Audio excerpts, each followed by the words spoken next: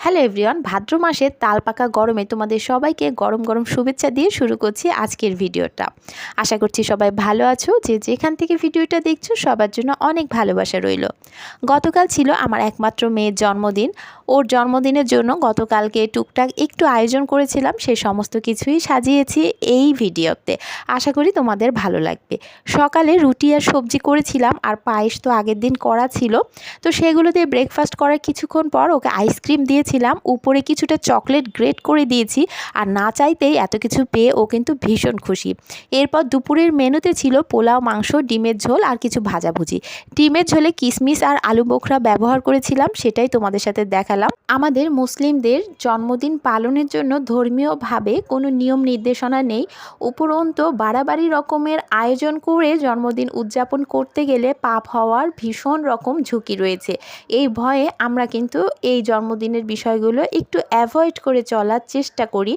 আর প্রথম 5টি জন্মদিন একটু আনন্দ করেছিলাম, তখন আমার ছোটো বোন বাংলাদেশে ছিল, এখন তো ও প্রবাসী। তার উপরেও কিন্তু একটা দুর্ঘটনায় ভীষণভাবে আহত হয়েছে, শরীরটা খুবই খারাপ। আমরাও ওখানে কেউ নেই, মন মানসিক অবস্থাও তার ভালো নয়। সব মিলিয়ে আমার মনের অবস্থা এতটাই খারাপ যে কিচ্ছু করার মতো একদমই ইন্টারেস্ট ছিল না। তারপরও বাচ্চার মুখের দিকে তাকিয়ে যেটুকু করতে পেরেছি করলাম।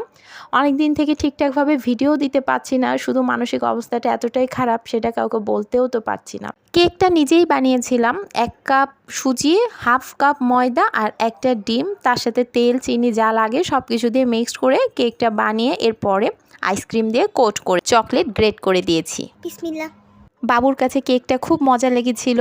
আর আমার বাবু বলে নয়, পৃথিবীর সব বাবুদেরই ভালো লাগার কথা, কারণ কেকটা পুরোটাই আইসক্রিম দিয়ে কোটিং করা হয়েছিল। কেকের মধ্যে ছিল ভ্যানিলা ফ্লেভার, আইসক্রিমটাও ভ্যানিলা ফ্লেভারের। আর কেকের 2 লেয়ারের মাঝখানে আমি আইসক্রিম দিয়ে আরেকটা লেয়ার তৈরি করে দিয়েছিলাম। তারপরে বেশি সময় তো ডিপে রাখিনি, মাত্র 3 ঘন্টা মতো রেখেছিলাম। 12টা নাগাদ আর কি তৈরি করেছিলাম পুরোটাই। আর এরপরে 3টার দিকে আর কি ওকে কাটতে দিয়েছিলাম। এখানে যে জিনিসগুলো দেখছো এগুলো আমার মেয়ে মনে করে যে তাকে তার পরি দিয়ে গেছে। আসলে ও বিলিভ করে যে আল্লাহ পাক ওর সব থেকে ভালো বন্ধু, আর ওর মনের সমস্ত ইচ্ছাগুলো তিনিই পূরণ করে। আসলে ঘটনাও তাই। আল্লাহ ছাড়া বা আল্লাহ না চাইলে আমাদের জীবনের কোনো ইচ্ছেই পূরণ হতো না, যেটা সব থেকে বড় সত্যি।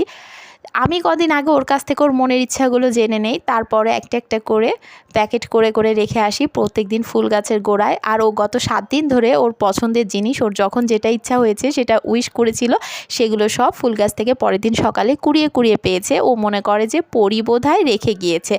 আসলে কথাটার মধ্যে খুব বড় কিন্তু মিথ্যে নেই। উপরওয়ালার ইচ্ছে ছাড়া কোনো কিছু হয় না, গাছের একটা পাতাও নড়ে না। আমার কাছে যে টাকাটা থাকার কথা সেটাও তো তার ইচ্ছাতেই আমার হাতে থাকে, নইলে এই জিনিসগুলো কি করে আসতো বলো। শিশু মনে একটা কল্পনা জগৎ তৈরি হয়েছে, এটা এখনই আমরা নষ্ট করতে চাচ্ছি না, আর একটু বড় হলে তখন বুঝিয়ে বলবো। সন্ধ্যার আগে গিয়েছিলাম পার্কে। আমার বাসা থেকে জাতীয় শিশু পার্কটা অনেকটাই দূরে, তো সেখানে গিয়ে আমাদের পৌঁছানোর আগেই পার্ক বন্ধ হয়ে যেত। প্রচণ্ড গরম, আর এত গরমে বিকাল 5টার আগে ওই গনগনে সূর্যের তাপে মেয়ের বাবা তো বের হতেই চাইলো না। 5টার পরে আমি বললাম যে অত দূরে যাবার তো আর সময় নেই, বাড়ির কাছাকাছি যে শিশু পার্ক রয়েছে সেখানে নিয়ে যাই।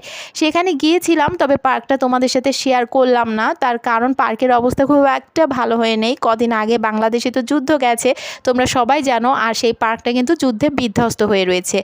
আর যারা বাংলাদেশে রয়েছে তাদেরকে বলছি, আসলে এই পার্কটার নাম শেখ রাসেল পার্ক, কাজে বুঝতেই পারছো যে পার্কের ভেতরে কি অবস্থা। তো সেগুলো আর আমি শেয়ার করলাম না।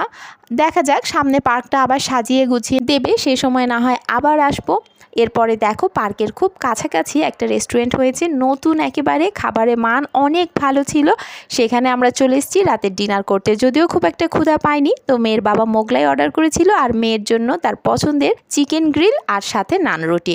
এই রেস্টুরেন্টটা কিন্তু নো বিফ, সুতরাং যে কেউ চাইলেই চলে আসতে পারো, এবং নতুন হওয়াতে খাবারগুলো অনেকটাই ফ্রেশ ছিল। সব কিছু মিলিয়ে হোটেলের পরিবেশ, খাবারের মান এবং ওদের ব্যবহার খুব ভালো লেগেছে।